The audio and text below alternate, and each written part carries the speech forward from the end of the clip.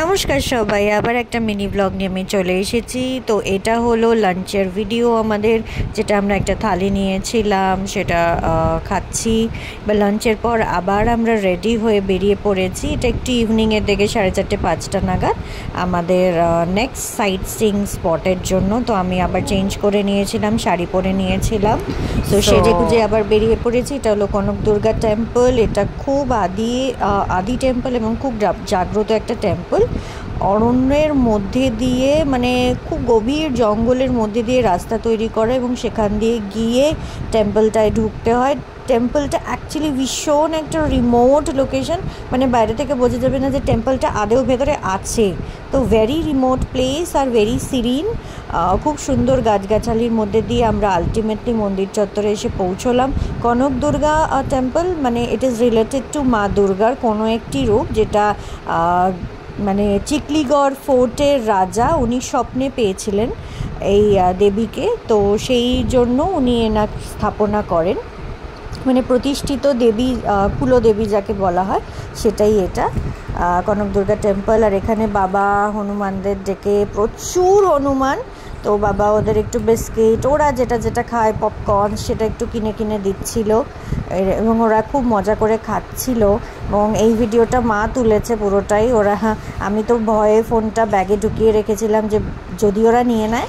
So এটা ওই temple এরিয়ার কিছুটা জায়গা, একটু ফাঁকা ফাঁকা, যেহেতু ঝাড়গ্রাম বেসিক্যালি একটা নিউ মেড ডিস্ট্রিক্ট। তো এটা এখনও ইন দ্য ডেভেলপিং ফেজ আছে, কিন্তু অ্যাকচুয়ালি এটা ভীষণ রিমোট। সেই জন্য এখন এর অথেন্টিসিটিটা রয়ে গেছে, যে সেই রিমোটের যে সিরিন ভাবটা, সেরেনিটি রয়েছে, সেটা এখনও এখানে বজায় আছে, যেটা অন্যান্য জায়গায় নেই। সো এইটা একটা খুব সুন্দর দেখতে গাছ লাগছিলো, তাই আমি পিকচারটা নিয়েছি। এটা হলো চিকলিগড় ফোর্ট, যে ফোর্টে এখন জেনারেলি রাজা টাজারা কেউ থাকে না, এটা এরকম থাকে। আর ভেতরে একটা প্রাসাদ আছে, যেটা এখনও রাজার বংশধররা থাকেন, ওরা ইউটিলাইজ করেন। সো এখন সেই অর্থে তো রাজা বলে কিছু নেই, বাট তাদের বংশধররা এখনও রয়ে গেছেন, তো তারা থাকেন, ইউটিলাইজ করেন। এবং আমি জানি না, হয়তো বিভিন্ন ফেস্টিভ্যালে ওখানে পুজো টুজোও হয়। এটা আমার একটা ওটিডি, যেটা আমি এখানে দিয়েছি। আর এটাও সেদিনের আমার একটা লুক আমি শেয়ার করেছি। এবার ইভিনিংয়ে আমরা রুমে ফিরে এসে একটু টিটবেট খাচ্ছি। কেকটা আমি নতুন দেখেছিলাম, তো কিনে এনেছিলাম উইথ মিল্ক টি।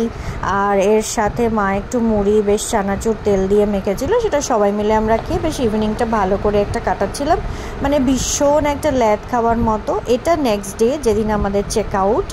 সো এটা হলো এটা ঝাড়গ্রামেরই, এটা হলো ট্রাইবাল ভিলেজ যেটাকে বলে। আর এটা ট্রাইবাল ভিলেজের গেস্ট হাউস, এটা আমাদের গাড়ি। এই জায়গাটাও অত্যন্ত সুন্দর, জঙ্গলটা ভেরি ডেন্স। যে জায়গায় একটু ডেন্সিটিটা কম, সেখানে ওরা ট্রাইবাল মিউজিয়ামটা করেছে আর গেস্ট হাউসটা করেছে। এখানে এটাও ওয়েস্ট বেঙ্গল ট্যুরিজম থেকে বুক করা যায় এবং গিয়ে থাকা যায়। খুব সুন্দর জায়গাটা, মানে এত সুন্দর। বাইরে যে অ্যাকচুয়ালি একটা মেন রোড আছে যেটা হাইওয়েতে কানেক্ট করে, সেটাও ইনফ্যাক্ট বোঝা যায় না। আর এটা ট্রাইবাল মিউজিয়াম, ওদের তৈরি বানানো অস্ত্রশস্ত্র, ওদের তৈরি জিনিস, ওদের জামা কাপড় দিয়ে এই মিউজিয়ামটা তৈরি, যেটা ওরা ব্যবহৃত করতো, সেটা পুরো এখানে আমরা দেখতে পাই গেলে। আর ইনফ্যাক্ট ওদের হিস্ট্রি, ব্যাক স্টোরিজও এখানে রয়েছে। তো একটু সময় করে নিয়ে গেলে ভালো লাগবে।